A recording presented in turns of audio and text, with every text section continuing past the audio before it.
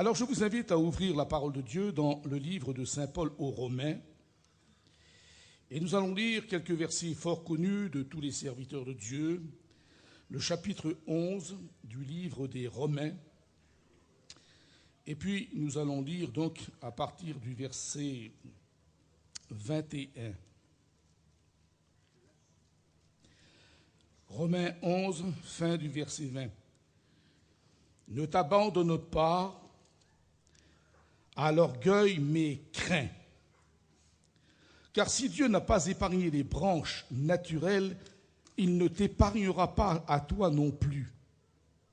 Considère donc la bonté et la sévérité de Dieu, sévérité envers ceux qui sont tombés, et bonté de Dieu envers toi, si tu demeures ferme dans cette bonté. Autrement, tu seras retranché. J'aimerais, frères et sœurs, pendant l'heure qui est à ma disposition, vous parler ce matin du danger qu'il y a dans l'ignorance de la parole de Dieu. Déjà, le prophète Osée avait compris cette vérité quand il dit à son peuple « Mon peuple est détruit parce qu'il lui manque la connaissance ». Il s'agit de Osée, chapitre 4, verset 6. Alors il est bien évident que souvent on entend les excuses qui sont les plus plates et plus fréquentes comme « Ah ben je ne le savais pas ». On va supposer, pour illustrer cette vérité qui semble être négligée par un certain nombre de chrétiens parmi nous, on va illustrer cette pensée importante en imaginant que nous sommes tous entrés dans un train à grande vitesse et qui roule à vive allure. Et tous les occupants sont en train de regarder par les fenêtres, par les hublots, la beauté du paysage. On admire les forêts, on admire les lacs, on admire, etc., etc. Et puis tout le monde est extasié. Mon Dieu, que c'est beau! Et à l'intérieur, il se trouve quelqu'un qui, lui, sait ce que les autres ne savent pas, c'est que ce train lancé à grande vitesse, eh bien, il va dérailler. Et celui qui sait, il est en train de tirer le signal d'alarme, et dans un grincement de fer, les roues freinent et le train stoppe. Maintenant, à partir de l'instant où le train s'est arrêté, l'homme en question qui connaît est en train de dire aux gens qui sont là, il les harangue en disant « Sortez ! Le train va dérailler. Vous allez à une mort certaine. » Et j'ai noté, en illustrant ma petite pensée hier au soir, très tard, et très tôt encore ce matin, alors qu'il faisait encore sombre, qu'il y a à ce moment-là deux attitudes possibles. La première, on croit sur parole l'homme qui sait. On descend du train sans poser de questions, on vient vers lui, on le remercie chaleureusement. Tu nous as épargné d'être tués. Ou alors, on ne le croit pas, on reste sagement assis dans son train, en évoquant 1001 excuses, j'ai des affaires qui m'attendent, importantes, etc. Le train redémarre à grande vitesse et arrive le point de la catastrophe ferroviaire, comme on dit, et tous sont tués. Eh bien, ce soir, ou plus exactement ce matin, c'est exactement le but de mon thème. Car pour comprendre cette réalité, nous sommes lancés dans le train de la vie. Et peut-être que certains parmi nous ont 10 ans de conversion, 20 ans, 30 ans, 40 ans, 50 ans. Personnellement, voyez-vous, cette semaine, je suis en train de célébrer mon 55e anniversaire de mon baptême. J'ai été baptisé dans les eaux de la mer, et il y a de cela 55 ans, frères et sœurs. Et il y en a certainement d'autres qui sont peut-être plus âgés dans la vie chrétienne. Et puis ces journées ont passé tellement vite. Et j'ai découvert que dans ce train de la vie, dans ce train de la vie chrétienne, Satan fera tout pour que ce train déraille.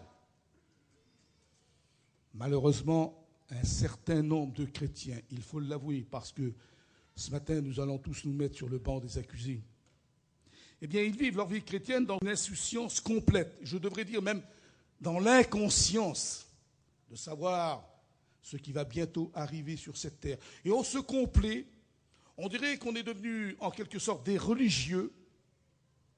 On n'a pas l'air de comprendre que des catastrophes sans précédent sont en train de se préparer.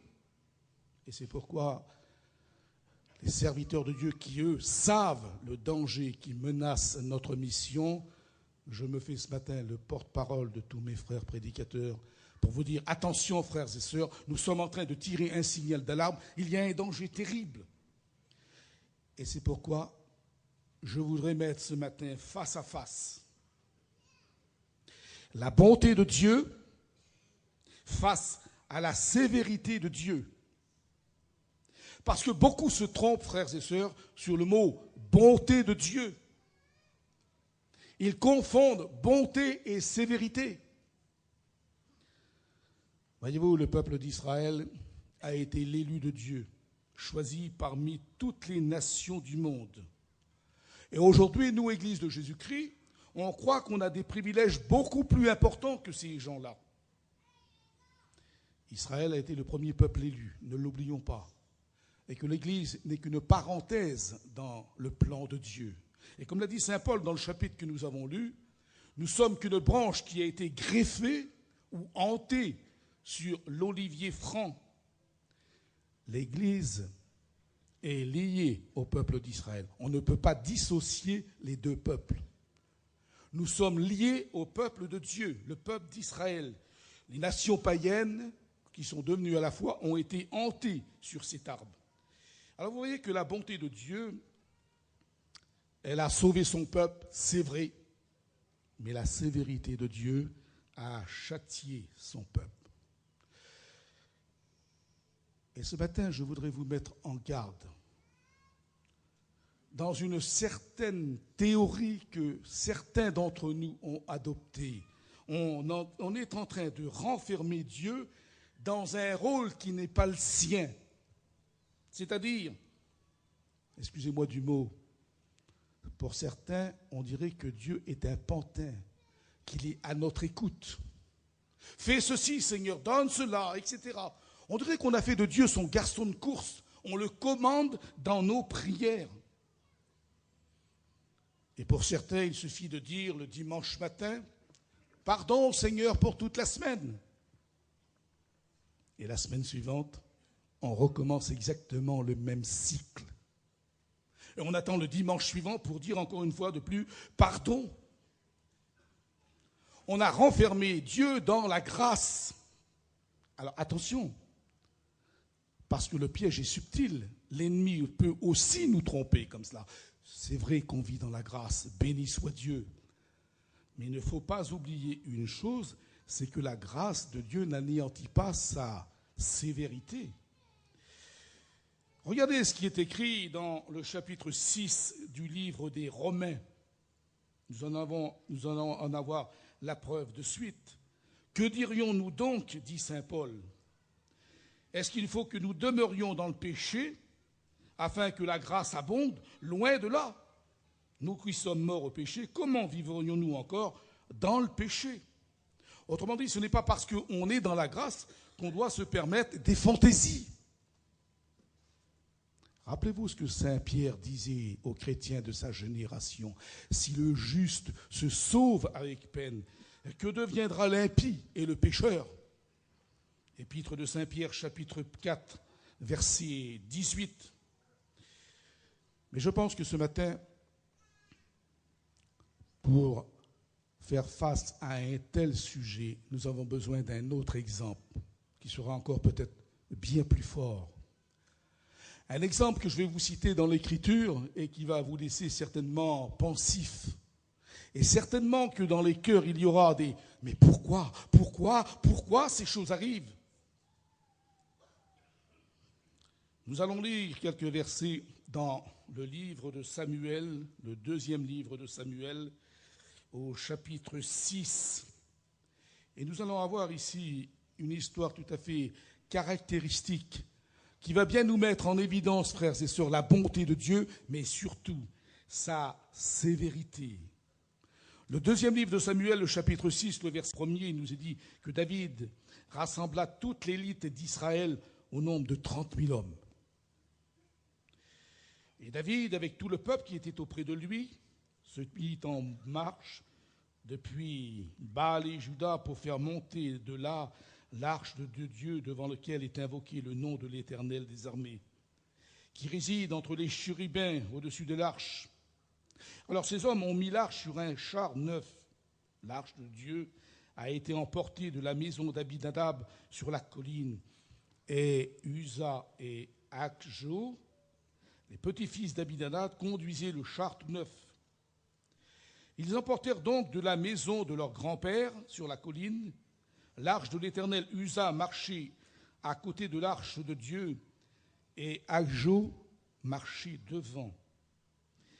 Et regardez tout à coup ce qui va arriver, le drame imprévisible, alors que personne ne le sait. Lorsqu'ils furent arrivés à l'ère de Nakon, Uza étendit la main vers l'arche de Dieu et il la saisit parce que les bœufs la faisaient pencher. La colère de l'Éternel s'enflamma contre Uza et Dieu le frappa sur place à cause de sa faute. Uza mourut là, près de l'arche de Dieu. Nous sommes en présence d'un événement hors du commun, frères et sœurs. Que se passe-t-il? L'arche de Dieu était absente de Jérusalem. David va y mettre beaucoup d'éclat pour la faire rentrer dans la capitale juive, puisque 30 000 hommes vont être présents parmi l'élite, sans compter les Lévites et tout le peuple qui suit. Autrement dit, des milliers de pèlerins arrivent des quatre coins d'Israël pour assister à cet événement. C'était la convention, allons-nous dire, internationale du peuple de Dieu. Voyez-vous, nous sommes 25 000. Eh bien là, rien que parmi les hommes élites d'Israël, ils étaient déjà beaucoup plus nombreux. Ça vous donne une dimension du caractère et de l'éclat qu'avait voulu donner David à ce que l'arche de Dieu, qui avait été prise par les ennemis, rentre au bercail. On veut retrouver la présence de Dieu qu'on avait perdue. Et pour eux, le symbole était l'arche elle-même. Aussi, pour comprendre cette histoire, pour comprendre ce drame, parce que c'en est un, frères et sœurs, et pour en saisir toute l'importance, nous allons faire un saut de 20 ans avant. Il s'est passé quelque chose 20 ans auparavant. On va y découvrir les ennemis acharnés d'Israël qui entourent le peuple et qui vont lui lancer une guerre à outrance, les Philistins. À côté d'eux, un vieillard sacrificateur nommé Élie, dont les années ont ramolli la foi. Ce qui veut dire qu'il ferme les yeux sur les péchés de son peuple. Élie, souverain sacrificateur, devient un homme tendancieux. Il remplace la sévérité de Dieu par la tolérance, le favoritisme. Il se rend compte que ses fils sont en train de faire des choses tellement horribles. Il ferme les yeux, les reprend que très mollement. Et voyez-vous, ces deux hommes étaient en train de faire des choses, frères et sœurs, que la politesse dont j'ai pour vous, je ne veux même pas vous dire ce qu'ils faisaient dans le sanctuaire de Dieu même. Rendez-vous compte, à l'intérieur du tabernacle, ces hommes perverses, qui étaient des fils de Bélial, étaient en train de commettre des choses tellement horribles que j'ai honte de vous le dire.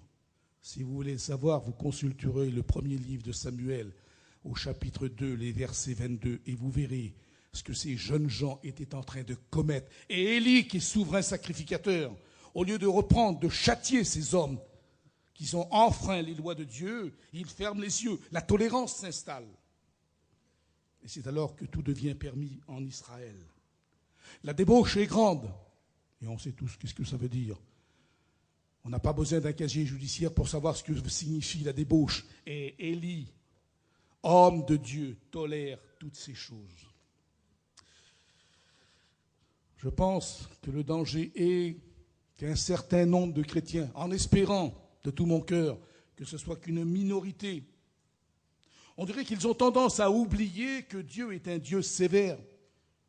Et aujourd'hui, certains de ces prétendus chrétiens se permettent de faire ce qu'on appelle des fantaisies. On est en 2010, mon frère. On est en 2010. Comme si le siècle nous autorisait à aller au-delà de ce qui est écrit. Qu'est-ce que vous penseriez si on donnait des permis de conduire à tous ceux qui veulent conduire une voiture? Je suppose qu'il y aurait alors, sans qu'on en soit conscient, des milliers d'assassins parce qu'on peut tuer aussi avec un volant. Il y a donc un code à respecter. Et le code de la route est là pour protéger et les usagers et celui qui conduit. Vous savez, j'ai voyagé partout dans le monde entier. Le code de la route est le même. On sait ce qu'un sens interdit veut dire. C'est un panneau rouge avec une barre blanche. Et ça, il n'y a pas besoin d'être un intellectuel, le plus grand jusqu'au plus petit. On sait ce que ça veut dire. Eh bien, voyez-vous, Dieu a mis des sens interdits sur certaines pratiques. Les 10 commandements sont toujours valables, aussi bien pour celui qui a 15 ans comme celui qui a 90 ans. Il n'y a pas 2 Bibles différentes dans la mission tzigane. Il n'y a pas une Bible pour la jeunesse et une Bible pour ceux qui sont d'âge mûr. Les 10 commandements sont toujours actuels et on doit les respecter. Il y a des choses où on ne doit pas aller au-delà de cela. Dieu a mis un sens interdit dessus. Et vous savez ce que ça veut dire aussi bien que moi, n'est-ce pas? On pourrait épiloguer longuement ce matin sur les choses qui embrouillent notre vie spirituelle. Je pourrais facilement vous parler de l'alcool, je pourrais vous parler également du mensonge, ou encore de l'adultère, ou de toutes ces choses qui se produisent dans le monde. Dieu a mis des sens interdits sur ces choses. Et puis certains, ils font comme dans certaines communes, sur un sens interdit, ils ont mis en dessous « sauf aux riverains ». Autrement dit, si Dieu a mis interdit là-dessus, ils mettent pour eux « sauf pour moi ». Ne tombons pas dans ce travers, ne confondons pas la bonté de Dieu qui pardonne tout, mais qui châtie également le coupable. Nous sommes en présence d'un événement exceptionnel ce matin, frères et sœurs. Et je souhaite que cette convention soit justement le signal d'alarme dont je parlais tout à l'heure, qu'on prenne conscience que les serviteurs de Dieu sont en train d'agiter ce signal de détresse, et il faut qu'on réagisse. Il faut que cette dernière convention serve de dire, mon Dieu, mais alors, où en sommes-nous? On s'est trompé. Il ne faut pas oublier que Dieu est un Dieu exigeant, extrêmement exigeant. Regardez ce que Jésus a dit à Satan.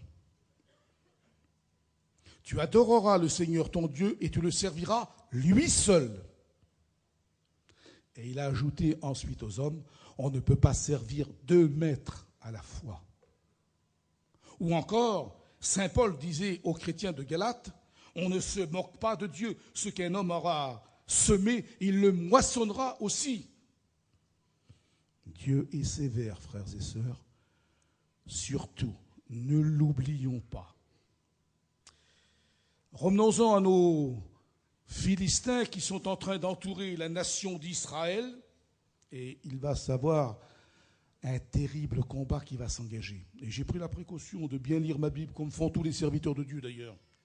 Et j'ai découvert que ce jour-là, 30 000 hommes d'Israël, 40 000 hommes, des milliers vont rester sur le carreau. Mais qu'est-ce qui se passe, Seigneur? Israël, qui est habitué à la victoire toujours, était ici en train de subir une cuisante défaite. Et j'ai voulu savoir qu'est-ce qui s'est passé. Est-ce que Dieu aurait amené dans un traquenard son peuple? Quelle en est la raison? Israël, qui était toujours vainqueur, voici que cette fois-ci, elle subit une cuisante défaite, puisque dans le premier combat, 4000 hommes restent par terre. Alors peut-être que certains peuvent dire, moi je sais frère pourquoi. Et c'est ce que j'ai cru aussi au départ. Quand j'ai contemplé tous les textes bibliques, j'ai remarqué que tous les valeureux chefs de guerre, ils n'étaient plus là. Ils étaient morts. Josué était mort. Gédéon était mort. Shamgar était mort. Samson était mort. Ce qui veut dire que le peuple, frères et sœurs, était en train de vivre de souvenirs. Ah mon Dieu, si on avait eu encore ces hommes parmi nous, comme c'était le bon temps, on vit de souvenirs. Mais si le passé a été glorieux, il faut que le présent le soit aussi. Trop de gens vivent dans le passé. Qu'en est-il aujourd'hui? Est-ce que les bénédictions que j'ai reçues il y a 20 ans ou 30 ans peuvent me servir encore aujourd'hui? La réponse est non. De même que la nourriture que j'ai mangée il y a une semaine ne peut pas me servir aujourd'hui. Il faut que chaque jour, c'est pour ça qu'il est dit que les bénédictions de Dieu, elles se renouvellent chaque matin. Alors, étant donné qu'il n'y a plus de chefs de guerre valeureux qui vont entraîner le peuple dans la victoire, je me suis dit, Seigneur, mais pourquoi tu n'as pas choisi un autre homme? Pourquoi tu n'as pas choisi un chef d'exception? Car après tout, un homme se remplace, il n'est pas irremplaçable. Un rocher n'est pas la montagne, et un arbre n'est pas la forêt. Ce qui veut dire, l'homme, aussi grand soit-il, n'est pas irremplaçable. C'est pourquoi je voudrais attirer votre attention qu'on ne met pas sur un piédestal nos pasteurs. On peut bénir Dieu que notre mission ne le fait pas. On n'essaye pas de plaire à des hommes. On ne met pas tel ou tel pasteur sur un piédestal pour en faire de lui une gloire qu'il ne mérite pas. Car alors, si on le faisait, arriveraient les déviations que la Bible dit. Les chrétiens seraient alors dans l'erreur et on mettrait les serviteurs de Dieu dans l'orgueil en faisant d'eux des prédicateurs vedettes. Voyez-vous, nous avons un exemple frappant dans l'Ancien Testament, celui du prophète Élie. Ne pas confondre avec le sacrificateur qui porte le même nom. C'est deux hommes différents. Élie avait fait tomber le feu du ciel. Élie avait ressuscité les morts. Élie avait fermé le ciel pendant 3 ans et 6 mois pour qu'il ne tombe pas une goutte d'eau. Et il avait dit au roi, il ne tombera pas de pluie pendant ces 42 mois, sinon à ma parole. Il fallait avoir un certain courage. On va le voir également qu'il va multiplier l'huile et la farine pendant toutes ces années pour qu'une veuve ait de quoi nourrir ses enfants. On serait tenté de dire, mais mon Dieu, ben voilà l'homme qu'il faut idolâtrer. Voilà ce Élie qu'il faut qu'on mette sur un piédestal. Lequel d'entre nous serait capable de faire ce qu'Élie a fait? Et voyez-vous, l'apôtre Jacques, qui est frère de Jésus dans la chair, quand il écrit son épître, il va remettre les pendules à l'heure. Et regardez ce qu'il dit. Jacques chapitre 5, verset 17. Élie était de la même nature que nous, de la même faiblesse que nous, des mêmes infirmités. Autrement dit, on ne doit pas adorer ceux qui ont été l'instrument pour amener le réveil. On a le même exemple dans celui de l'apôtre Saint-Pierre. Allez trouver un apôtre plus dynamique et bouillant qu'était l'apôtre Pierre. Le seul parmi les 12 qui ose marcher sur une mer en furie. Est-ce que vous avez déjà pris un bateau lors d'une tempête? Eh bien, ça a été le cas. En pleine tempête, l'apôtre Pierre a marché sur les eaux.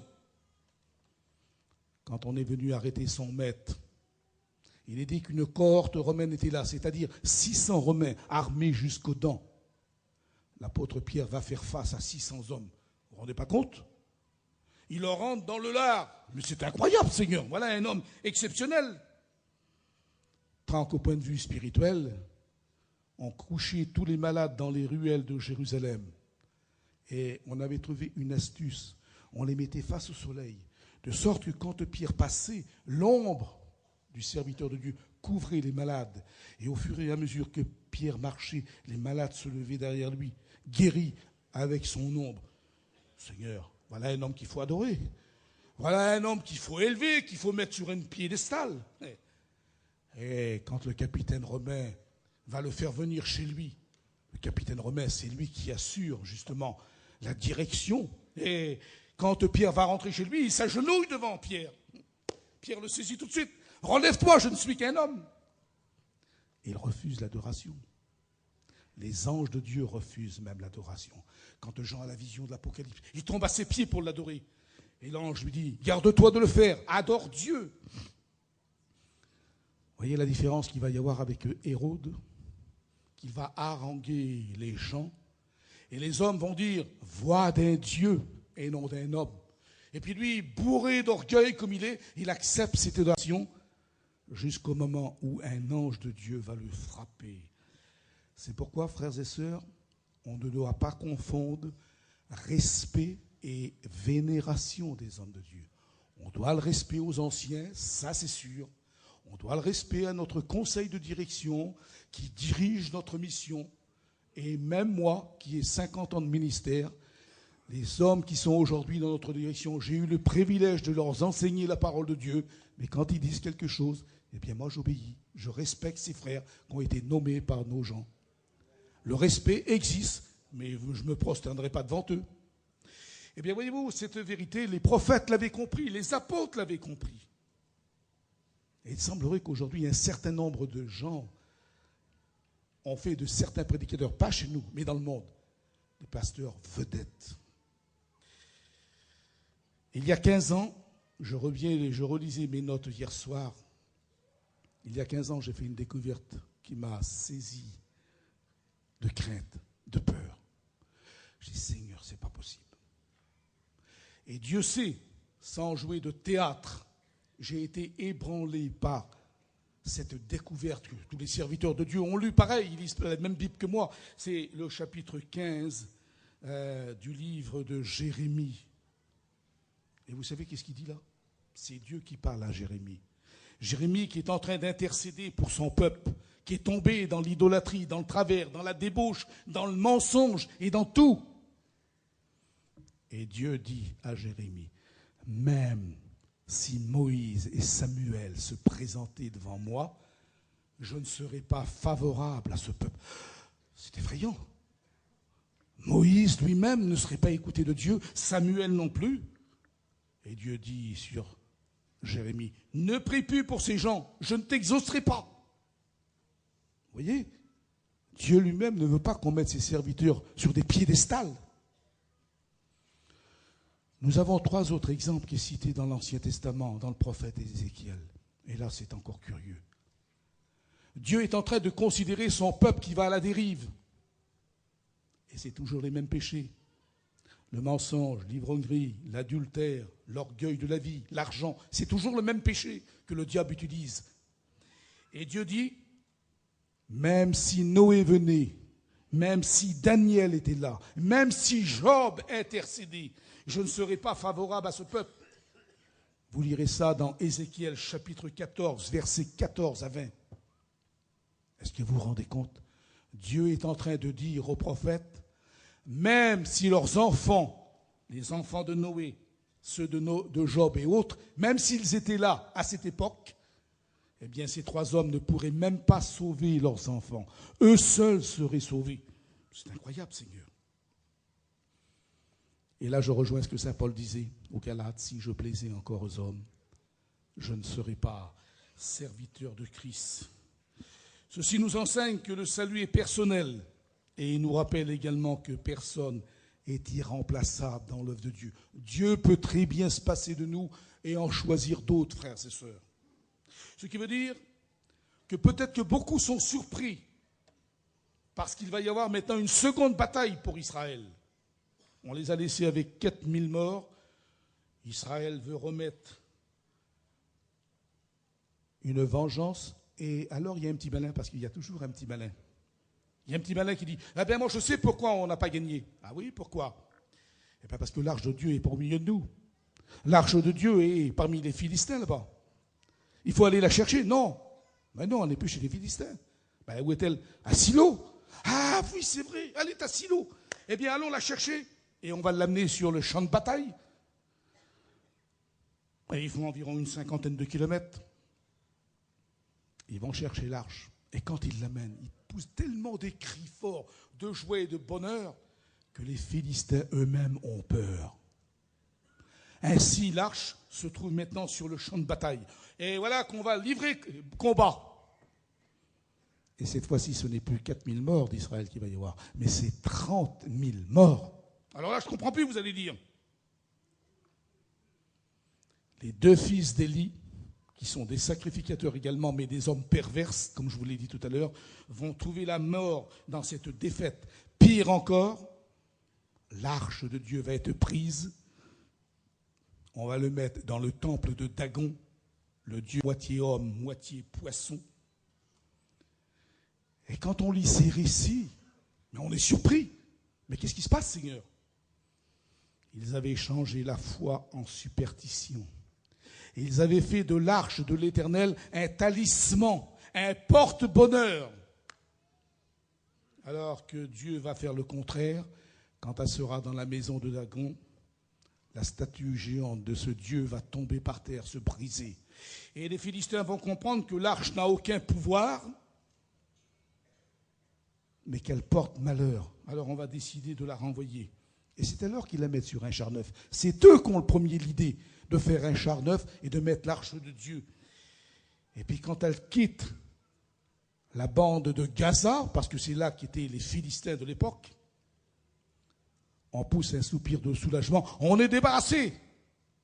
Et quand ils regardent l'arche, il va périr encore des centaines de milliers de Philistins parce qu'ils ont osé regarder l'arche de Dieu. Vous allez voir que tout ceci a une importance, frères et sœurs. Ce plan historique que je suis en train de dérouler maintenant a une importance capitale pour nous, chrétiens du XXIe siècle.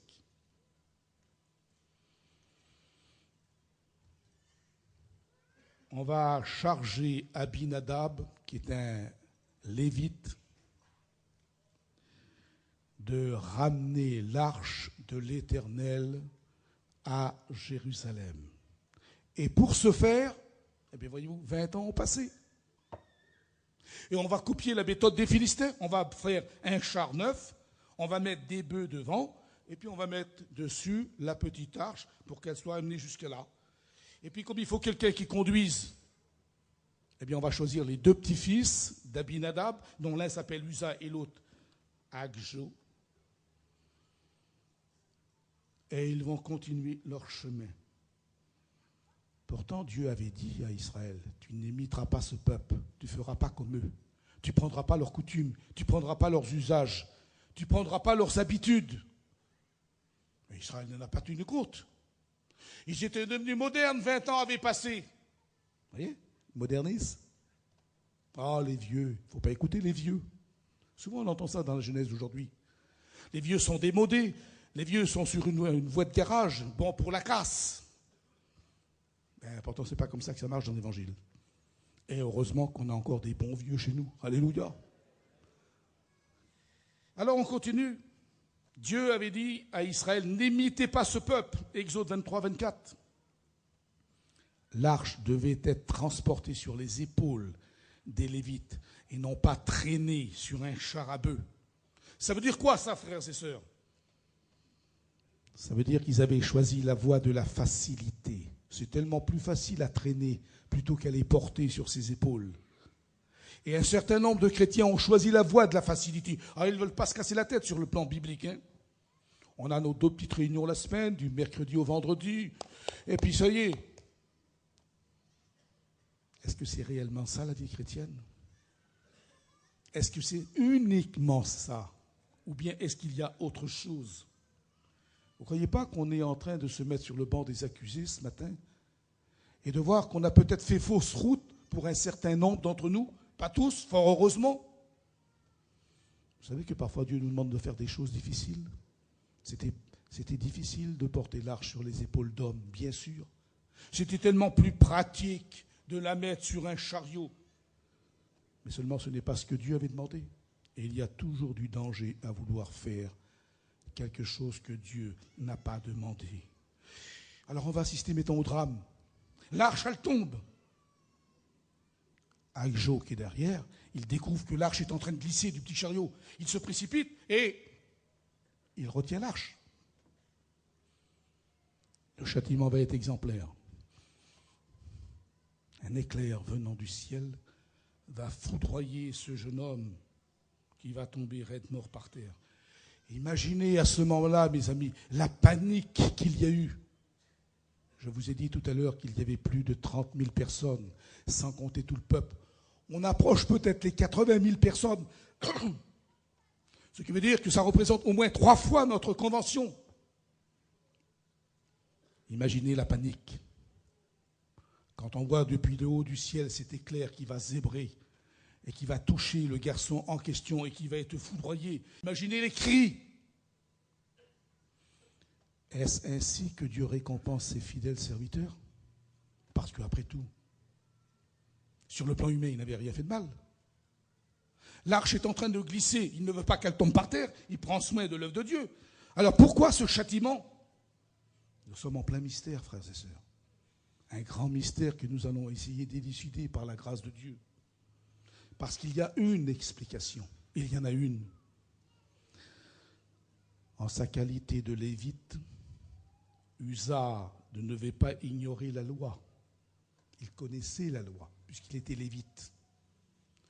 Et nous avons dit que l'arche a été dans sa maison pendant 20 ans. Alors vous allez me dire peut-être, mais sur quoi on se base, frère? Eh bien, sur ce que Dieu dit dans le livre des Nombres, que je vous demande de lire. Le livre des Nombres, au chapitre 4. Regardez ce qu'il est écrit. Au départ, verset 5, au départ, on couvrira l'arche du témoignage. On devait mettre dessus une couverture de peau de dauphin. Et ils étendront dessus un drap entièrement bleu d'étoffe. Donc l'arche devait être recouverte, ce qui n'était déjà pas le cas au départ quand elle a quitté la maison de Dagon. Autrement dit, on ne devait pas regarder l'arche. Regardez le verset qui est juste en dessous, le verset 15. Mais ils ne toucheront pas aux choses saintes de peur qu'ils ne meurent. Et le verset 20, ils n'entreront point pour voir envelopper les choses saintes de peur qu'ils ne meurent. Ce qui veut dire que l'arche de Dieu devait être recouverte, on ne devait pas la regarder. Ce qui veut dire que les Philistins l'ont regardée, ils ont été châtiés. Dieu avait dit qu'on ne devait pas toucher l'arche de ses mains. Et ça, il le dit à Aaron, qui est sacrificateur, qui est de la tribu des Lévites. Et il devait transmettre ce sacerdoce de père en fils. Ce qui veut dire que Uza, en tant que Lévite, était au courant. Et il a quand même touché l'arche de Dieu. Il pensait peut-être que le châtiment était pour les païens. Eh bien, Uza venait de se tromper. Le châtiment était aussi pour les fidèles croyants. Aussi, faites attention à ne pas vous laisser berner par l'ennemi, en croyant que le châtiment est simplement pour le monde païen qui n'est pas sauvé, qui n'est pas converti. Non, non, il est aussi pour les chrétiens infidèles, pour ceux qui bafouent au pied de la croix le sang de Jésus-Christ.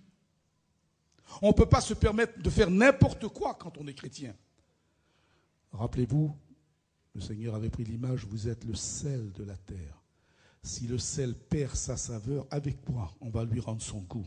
Il n'est plus bon qu'à être jeté. Il s'agit bien entendu de la perdition. Quand il dit que vous êtes une lumière, et si cette lumière perd son éclat, qu'est-ce qu'il se passe? Je viens, j'ôterai le chandelier qui est à sa place. On est en présence de quelque chose de phénoménal ce matin, frères et sœurs. On est en train de faire une découverte tout à fait exceptionnelle. Bonté de Dieu qui veut qu'on pardonne le pécheur, oui, mais sévérité de Dieu qui châtie l'homme qui n'est pas repentant. Donc il était interdit de regarder l'arche, interdit de la toucher sous peine de mort, c'était écrit. Voyez-vous, dans le temple à Jérusalem, eh bien, il se trouvait que le lieu saint du lieu très saint était séparé par un énorme rideau très épais. Et le jour de la mort du Messie, ce voile qui cachait justement la présence de Dieu va être saisi comme par des mains invisibles et il va être déchiré en deux, de sorte que le pécheur maintenant peut entrer dans le sanctuaire de Dieu sans crainte d'être foudroyé, parce que le voile a été déchiré. Le voile, ça a été aussi le symbole de sa propre chair, qu'il est mort pour ça. Voyez-vous, s'il n'y avait pas eu cette mort expiatoire, aucun d'entre nous n'aurait pu entrer dans la présence de Dieu. Aussi, la question est cruciale. Pourquoi Uza a touché l'arche? Est-ce qu'il méprisait l'œuvre de Dieu? Je ne pense pas. Il pensait sûrement que le châtiment était que pour les païens. Il avait oublié que Dieu est un Dieu sévère. Et Abinadab, son grand-père, l'avait mis dans sa propre demeure. Ce qui veut dire que quand elle est venue, Abinadab était très jeune. Et que durant toute sa vie, il avait passé devant l'arche qui était entièrement recouverte et qu'il n'avait pas touché, ni même regardé. Mais étant donné qu'il était là depuis 20 ans, elle avait perdu une certaine valeur à ses yeux. Voilà le problème. On s'habitue. L'habitude, la routine. Où tu vas cette année? Oh, ben on va peut-être aller à la convention. L'habitude. Et pour un certain nombre, c'est même plus pour y rencontrer Dieu. C'est parce qu'on vient voir pour de la famille. Et d'autres qui viennent encore pour trafiquer, commercer et autres. Vous voyez la différence? Ne devenons pas des religieux. Ne faisons pas de nos conventions des kermesses. On y vient pour y rencontrer Dieu, y faire part de toutes les bénédictions qu'on a reçues. Il ne faut pas que ce soit une habitude, un train-train habituel. Voyez-vous, quand ils ont dit « Ramenez l'arche qui est à Silo, ramenez-la ici à Jérusalem ». Je vais en Terre Sainte chaque année, je connais un peu les distances. Il y a environ 15 kilomètres. Ce n'était pas grand-chose. 15 kilomètres pour l'époque, on va dire 3 heures de route. Allez, c'est pas grand-chose. Un bon marcheur fait 5 kilomètres à pied dans une heure. Alors on va dire 3 heures de route. Par contre, ce que Uza ne savait pas, frères et sœurs, ce que tout Israël ne savait pas, que personne ne savait, c'est qu'il lui restait exactement 3 heures à vivre. Uza n'a pas eu le temps de se préparer. C'est venu à l'improviste. En fait, j'ai noté sur ma petite feuille les mots suivants. Uza était à la mauvaise place au mauvais moment. Voyez-vous, le char en question n'était pas grand, frères et sœurs. Je vais vous dire la raison pour laquelle, c'est que l'arche mesurait seulement 1,25 m. Donc, quand on a décidé de faire un petit char tout neuf, on l'a fait à peu près dans des proportions de 2 mètres, on va dire. Ce qui veut dire entre Akjo, qui est à l'avant, qui conduit, et Uza, qui est à l'arrière, 2 mètres les séparent. Le châtiment va être sur celui qui est à l'arrière et non pas sur celui qui est à l'avant. Ils sont prêts pourtant, il n'y a que 2 mètres d'écart. J'ai noté que le jugement peut être beaucoup plus proche que ça, frères et sœurs. Et là, c'est la parole de Jésus qui le dit. Luc, chapitre 17, verset 34. En ce jour-là, de 2 personnes qui seront dans le même lit, l'une sera prise, l'autre laissée. Quel châtiment, Seigneur. Et là, on ne peut pas être plus près. Il n'y a pas d'espace pratiquement entre le mari et sa compagne. L'un peut être pris, l'autre laissé. Voyez-vous, dernièrement, avec des frères, j'avais supposé que ce jour béni pourrait venir pendant une convention. Allez, supposons qu'ils viennent dans cette convention. Supposons pendant que Jimmy va nous parler pour les vieillards, là, dans les jours qui viennent, le Seigneur arrive. Ça peut, puisqu'on ne sait pas le jour ni l'heure. Ou peut-être encore, il peut arriver pendant que tout le monde va se coucher. Il est 3-4 heures du matin. Le Seigneur vient chercher les siens, exactement comme je prends cette bouteille. Hop, incognito, personne ne voit rien. Le matin, très tôt de la convention, tout le monde ignore le drame. Comme nos moteurs s'allument aux environs de 7 heures, la plupart de chez nous allument leur poste de télévision. On regarde les publicités, ou peut-être même les dessins animés. Et tout à coup, un flash d'information que voici. Chers téléspectateurs, nous interrompons momentanément nos émissions pour vous faire part d'un événement qui a eu lieu cette nuit à telle heure. Des millions d'hommes et de femmes ont mystérieusement disparu. Nous vous tiendrons informés dans les heures qui viennent de l'évolution de la situation. Et c'est alors qu'il va y avoir ce revirement dans nous. Certains vont regarder à côté d'eux, notre femme a disparu. Ou l'autre à côté, mon mari n'est plus là. On va voir dans la caravane des petits-enfants. Les enfants qui sont convertis sont disparus. Et c'est alors qu'une clameur va se dérouler sur toute la propriété que nous sommes ici. On va entendre des hurlements comme on n'a jamais écouté.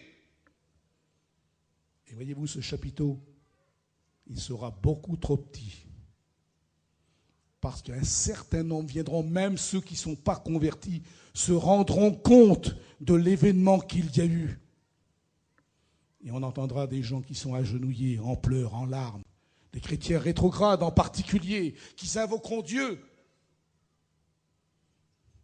Et il est possible alors qu'un vieillard qui connaisse un peu l'enseignement de la parole de Dieu, qui se lève, monte sur notre estrade,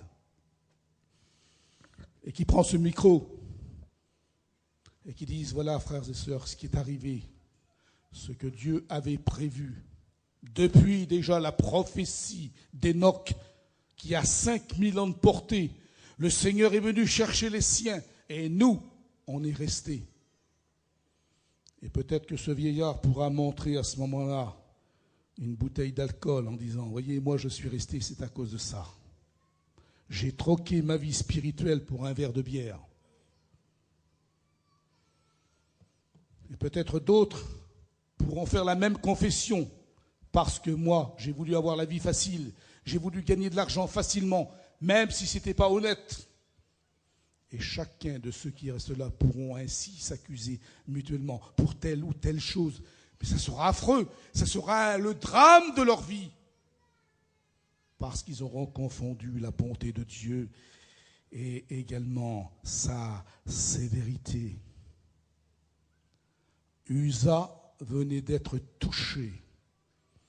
De même qu'un certain nombre de chrétiens rétrogrades le seront. Et ils seront surpris quand toutes les télévisions du monde entier relateront le même phénomène. La presse mondiale s'emparera de cette vérité. Je vois déjà les titres dans les journaux.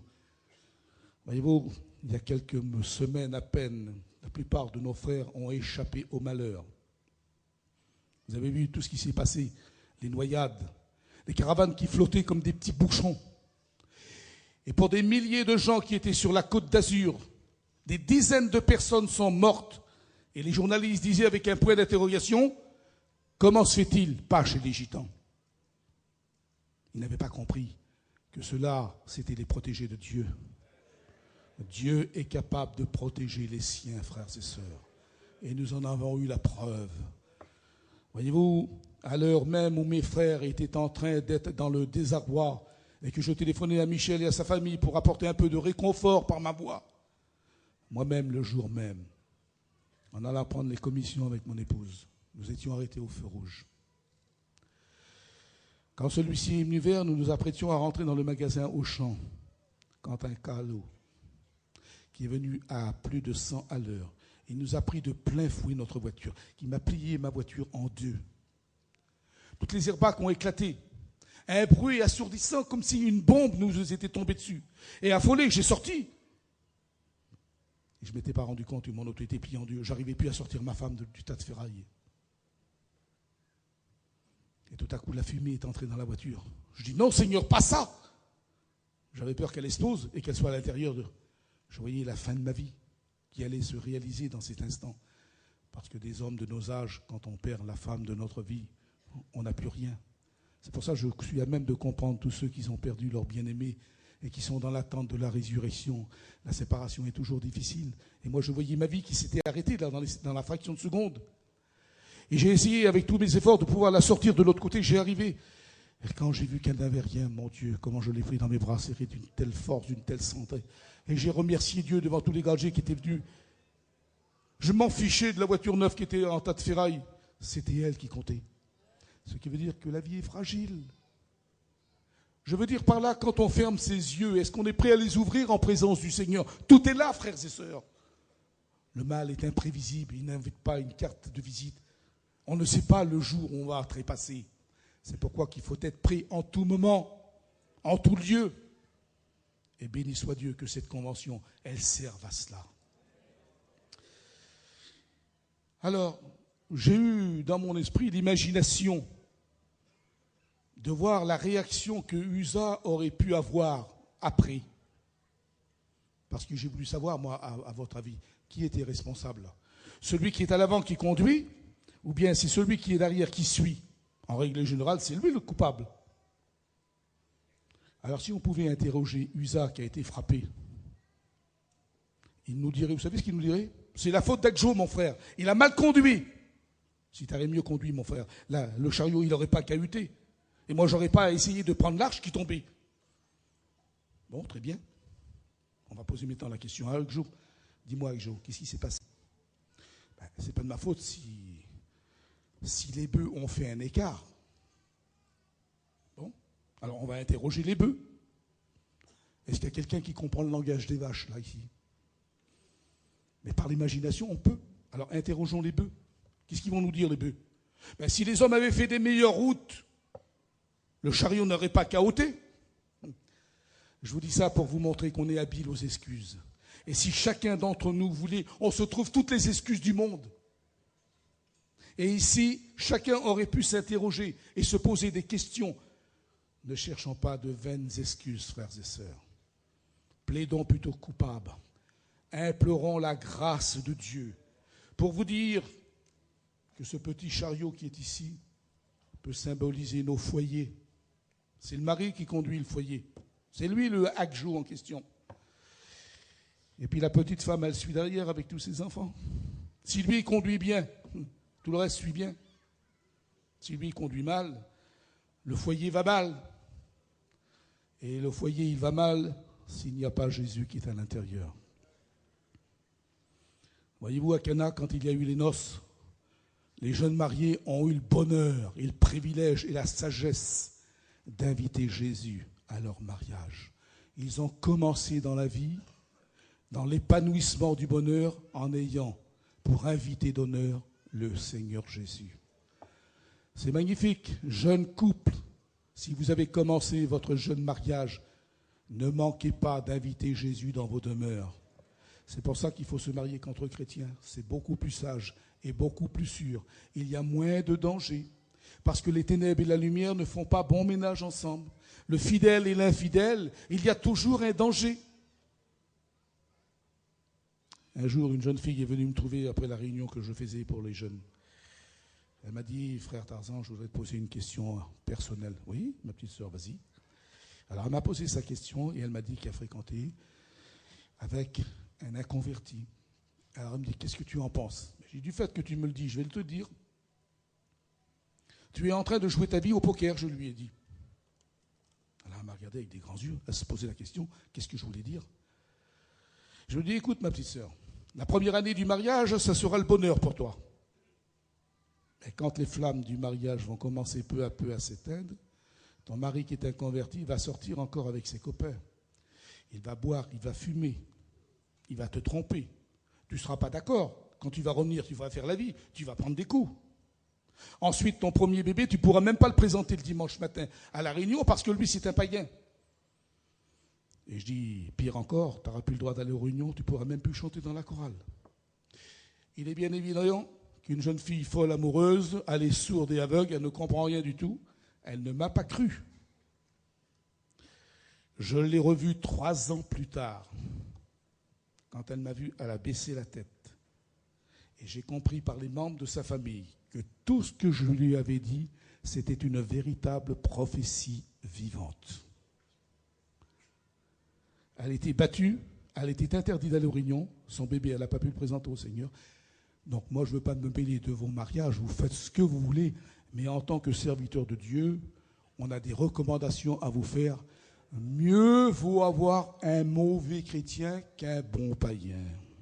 Hein? Parce que souvent, les filles sont un peu éblouies. Ah, t'as vu, 1m80.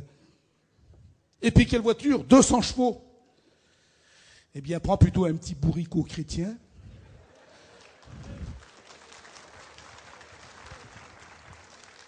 Et choisis-le 20 cm plus bas. De toute manière, ça ne se verra pas. Hein? Et ça sera l'homme de ta vie, le père de tes enfants. Et au moins, tu assisteras à toutes les missions, les conventions et partout. Et puis, s'il y a des petits aniscos dans les ménages, les serviteurs de Dieu pourront venir réparer. Mais un ménage païen, on ne peut rien dire. Le païen, il vous met son poing dans la figure. Vous comprenez? Alors, moralité, mariez-vous avec des chrétiens vie et lumière. On dit Amen? Alors, la femme a suivi le ménage.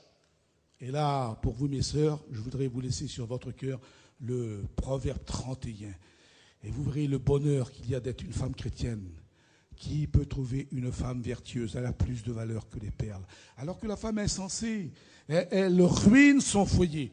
Et il faut le dire, il faut bien l'avouer que certaines femmes, ils ont un peu le moulot. Hein. Alors, elles sont en train de détruire leur propre foyer. Il faut savoir parfois la fermer un petit peu, et surtout devant les gens. Et puis le soir, à l'abri des regards indiscrets, sous la couette, vous pouvez lui dire des petites choses à votre chéri. Et là, je vous suis infiniment sûr qu'il acceptera tout ce que vous lui direz. Hein? Alors faites ces bons conseils pour la part de Dieu, et vous serez bénis à la gloire de Dieu. Alors je vais conclure, parce que maintenant il faut que je vous libère pour que vous ayez préparé à manger pour vos enfants.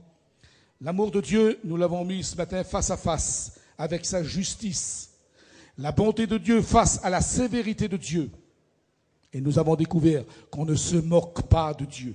Ce qu'un homme a semé, il le moissonnera. Ça veut dire que si on a fait des fautes qu'il ne fallait pas, qu'on demande pardon à Dieu de tout son cœur, de toute son âme, Dieu est un Dieu de pardon.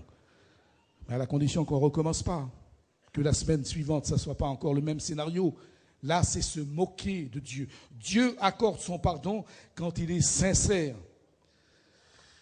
Voyez-vous, Maï me disait hier soir, parce que j'avais préparé quelque chose et je lui ai dit, tu vois Maï, je ne le ressens plus. Puis il m'a dit, consulte tes vieilles archives. Et ces vieilles archives que j'ai trouvées, les voilà, elles sont en date du 3 juillet 1974, la première fois que j'ai prêché ce sermon que vous avez écouté. Ce qui veut dire que 36 ans viennent de passer. Et s'ils ont béni le peuple de Dieu il y a 36 ans, elles doivent vous bénir à vous ce matin. Parce que l'évangile ne vieillit pas. L'évangile est le même. Jésus ne change pas. La parole ne change pas. C'est toujours la même, n'est-ce pas? Et que cette convention soit la convention des renouveaux, frères et sœurs. Et qu'on puisse retourner chez nous, dans nos campagnes, dans nos villages, dans nos endroits, mais le cœur gonflé à mort d'un renouveau qui s'y produit. Et puis tous ceux qui partent en vendange, ils couperont leurs grappes de raisin avec bonté et avec bonheur, tout en pensant au Seigneur. Et puis ceux qui font les marchés, c'est pareil. Et puis ceux qui travaillent sur les toits, qu'importe le métier, soyez toujours en communion avec votre Dieu. Et que partout ce message resplendit. Et que partout on soit des témoins de Jésus-Christ. Regardez comment que les choses s'aggravent. Voyez comment que les gouvernements sont en train de resserrer l'étau sur nous. Voyez-vous, hier à 7 heures, j'étais sur la tour de contrôle.